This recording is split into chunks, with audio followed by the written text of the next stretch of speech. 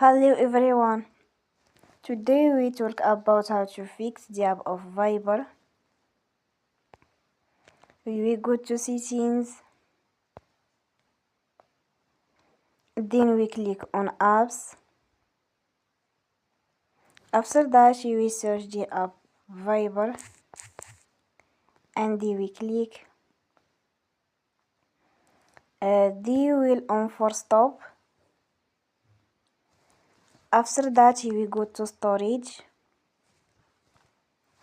then we click on clear cache. In the end you will turn off your Wi-Fi and you will turn again. Don't forget to support us by like and subscribe. See you next time and thank you for watching.